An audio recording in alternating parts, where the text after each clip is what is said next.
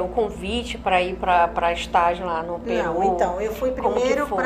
eu fiz o núcleo da EMAD em Porto Velho, Uhum. depois eu fui enviada em 2005 para a EMAD a nível nacional lá em São Paulo, Campo Limpo Paulista. Aí todo aluno que estudava na EMAD tinha que fazer um estágio. E na época o estágio ele era no Instituto Bíblico de La Joya, em Porto Maldonado. Entendi. Então nós fomos para lá. A turma que fez comigo foi para lá e ficamos lá de janeiro a abril. Aí retornamos. Isso em 2005, final de 2005, já início de 2006. E aí, quando já estava para finalizar o estágio, o diretor da EMAD, o pastor Eliseu Martins, até hoje ele é o diretor da EMAD. De São Paulo? De São Paulo. Ele fez o convite para eu retornar para a EMAD, para apoiar eles com a nova turma que chegaria no ano de 2006. E eu lembro até que eu falei, pastor, acho difícil. Aí ele, não, se você aceitar, eu falo com o seu pastor. Amém. E eu disse, sim, eu aceito. Aí ele falou com o nosso pastor, na época, nosso saudoso pastor Joel Holder, né, foi quem me enviou para o campo missionário.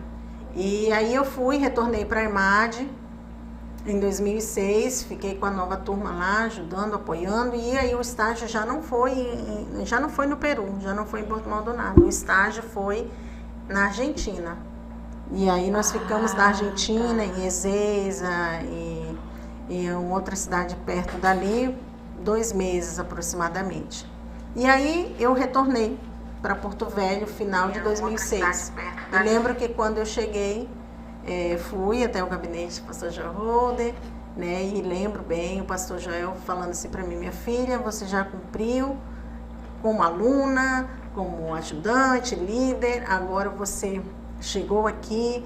Eu lembro que na época que me foi dada a vaga para estudar a EMAD, eles tinham sido muito claros comigo e tinham dito, você pode até estudar na EMAD, mas solteiras nós não enviamos para o campo, porque naquela época era assim, por causa do cuidado com as missionárias solteiras, né, no campo. Elas sofrem muitas coisas, diversas coisas, né, então havia aquele cuidado da nossa igreja, né.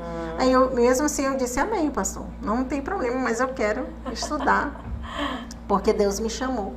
E assim foi. E você aí, tinha aquela convicção mesmo? E tenho até hoje. Glória a Deus! Não, porque assim, às vezes a pessoa, Deus chama e a pessoa, será? Não sei o quê, e vai, fica incerto, mas como que vai ser aquela ansiedade, isso é né? verdade, viu, pastora Antônia? Porque quando nós estávamos no estágio da minha turma, houve um aluno que desistiu em pleno estágio. Olha aí. E ele descobriu que não era para ele a missão. Ele disse, eu não aguento, eu não vou ficar aqui nem mais um dia, porque se eu ficar aqui, eu vou enlouquecer. Isso não é para mim.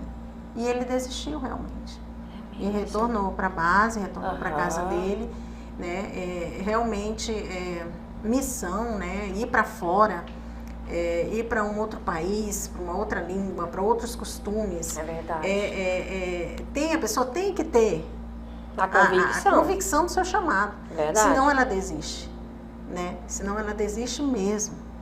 Eu lembro que quando eu retornei de tudo isso, desse processo de estudar, de fazer estágio, que eu voltei em final de 2006 para 2007, e aí o nosso saudoso pastor João Rodo falou assim, agora minha filha vai estudar, vai fazer uma faculdade, vai procurar um emprego, porque você já sabe o nosso contrato, você não vai solteiro. Amém, pastor.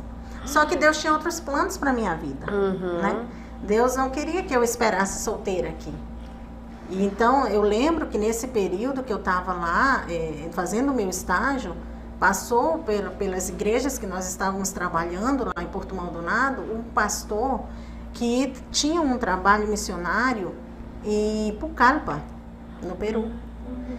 Esse pastor brasileiro, juntamente com a esposa dele, havia um trabalho consolidado ali em Pucallpa, e ele passou pela igreja de Porto Maldonado, conheceu a nossa turma da época, e ele disse, jovem, eu preciso de uma líder para que me ajude com jovens em Pucallpa. E eu me lembro bem, isso foi janeiro ou fevereiro de 2006, e eu disse para esse pastor, também saudoso, pastor Badias, que já dorme com o Senhor, né, por conta da Covid, ele faleceu. E eu disse para ele, eu digo, não, pastor, mas o meu pastor, ele não vai enviar missionários solteiros. Aí ele disse assim, daqui a um ano a gente conversa. Isso sim. foi em janeiro de 2006. E esse pastor seguiu a viagem dele, porque ele estava vindo para o Brasil. E aí eu fiquei pensando, eu digo, naquela época, 2006, nós não tínhamos WhatsApp. Não tínhamos Instagram, não tínhamos Facebook, era e-mail. E-mail, message, né? Mesmo. E aí depois eu fiquei pensando, como é que eu vou conversar com esse pastor daqui a um ano se eu nem tenho o contato dele? E esqueci. Passou-se um ano. Nós estávamos no Templo Central aqui de Porto Velho, cultuando a Deus.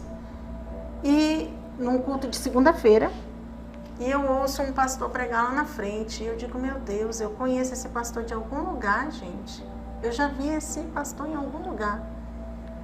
E aí fui buscando na minha memória. E o pastor que estava pregando era o mesmo pastor que um ano atrás tinha me conhecido e dito que precisava de uma missionária lá no campo para trabalhar com juventude. Aí no final do culto a gente sempre vai cumprimentar os pastores, né? E fui cumprimentar, né? Mas só que eu ainda estava indecisa, será que é ele mesmo? Mas ao cumprimentar ele lembrou de mim. Nossa. Você não é aquela missionária que eu conversei há um ano atrás, que vocês estavam em Porto Maldonado? Eu falei para você que eu precisava de uma jovem para me ajudar com os jovens lá em Pucallpa. Aí eu disse, sou eu. Você é daqui? Foi. Aí eu falei, é mesmo. Aí eu lembrei, né? Tá. E disse, então você é daqui. Eu falei, é. Então, eu ainda tô com o convite de pé, ele falou para mim. Eu disse, não, pastor, mas o senhor lembra também que eu lhe disse que as missionárias solteiras não são enviadas? Aí ele disse, tá bom, depois a gente conversa. E fui para frente da igreja, esperar todos terminarem. Naquela época eu ia voltar para casa com a Rafaela Pontes, né? Sim. Minha amiga. E aí eu fiquei esperando lá na porta. E o pastor Joel Holter veio. Já no final, onde todos já estavam indo, porque eu estava esperando a Rafa. E aí o pastor Joel olhou para mim e disse assim, aquela voz dele, né? Oh, meu Deus, saudade. Saudade mesmo. Ô pastor, você tem passaporte? Eu falei, tenho não, pastor. Aí ele disse assim, então prepara, porque você conseguiu um padrinho para ir para a missão. Mas você só vai se esse pastor mandar a carta de pedido para você ir. Eu disse amém. Nisso eu já estava trabalhando, que naquela época quem tinha conseguido o emprego para mim, né, as formas de eu conseguir um emprego, foi o que é atual vice-presidente na Assembleia de Deus aqui, o pastor Raimundo Brito. Ele que conseguiu um emprego para mim ali na Dental Médica, consegui trabalhar ali. Então na época eu estava trabalhando já.